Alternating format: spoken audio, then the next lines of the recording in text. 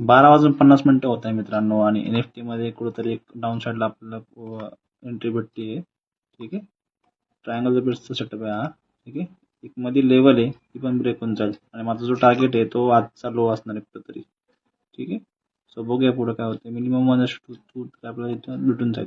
Okay okay मित्रांनो, मार्केटने आपल्या डिरेक्शनला finally movement दिलेली आहे. सो आपल्या इथं 50/60 सुद्धा रूल अप्लाय होतो आहे.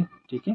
आणि त्यानंतर ना आपलं जे टार्गेट होतं की बाबा आजचा डे लो, सो आजचा डे लो पर्यंत मार्केट आलेलं आहे. ओके. आणि प्रीमियमचं तुम्ही जर बघायला गेलं तर प्रीमियम साधारण आपला 225ला साधारण आपली एंट्री भेटली होती. ओके. आणि प्रीमियम स्पाइक आपला चांगला बऱ्यापैकी 280 पर्यंत मिळाला आहे. तो चांगला रिस्टोरी ऑर्डर आपल्याला बघायला भेटला आहे. सो याच्यामध्ये सांगायचं पॉईंट आहे की आपलं जसं मागं एसएल झाला होता. ठीक आहे. इथं आपला एसएल झाला होता फिबोनाचीच्या ह्याच्यावरती.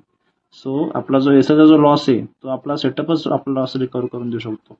ठीक आहे. की बाबा असं नाही की बाबा एसएल झाल्यानंतर आम्ही रॅन्डम ट्रेड करावं आणि ते मला लॉस कव्हर करावं. तर असं होत नाही.